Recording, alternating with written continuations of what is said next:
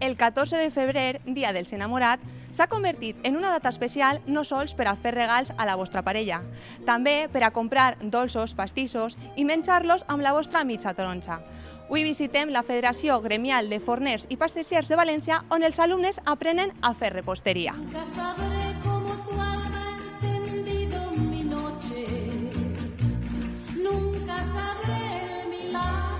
Creus que això de la reposteria està de moda, que ara més gent està interessada?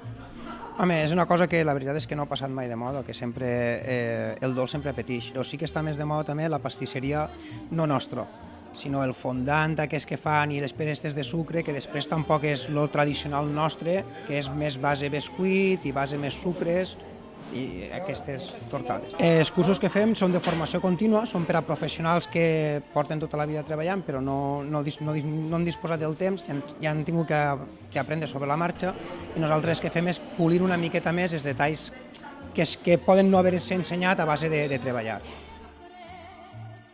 Estamos haciendo una tarta selva negra, ¿vale? Es un bizcocho de chocolate, lleva un relleno de nata y dentro en el interior le ponemos trocitos de cereza confitada.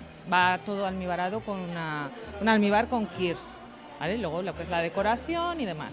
La gente es mucho de chocolate. La fresa quizá un poquito más para los chiquillos, pero el chocolate yo creo que es fundamental. La yema, nata, trufa, yema, una tarta San Marcos gusta a todo el mundo. Ens pots dir els ingredients bàsics per a fer un bon pastís?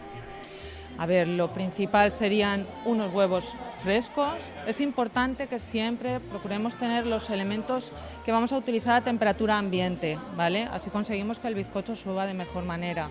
Entonces, huevos de buena calidad, leche si la requiere también, un buen aceite, por supuesto a ser posible un aceite de oliva, a no ser que nos parezca fuerte el sabor y queramos utilizar aceite de girasol, harina, una buena harina y cariño, mucho cariño.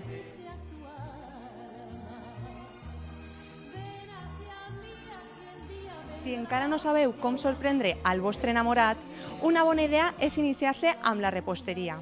Segurament que després d'estos consells vos han donat alguna que altra idea. Jo ara me'n vaig a tastar alguna coseta, perquè té una pinta boníssima.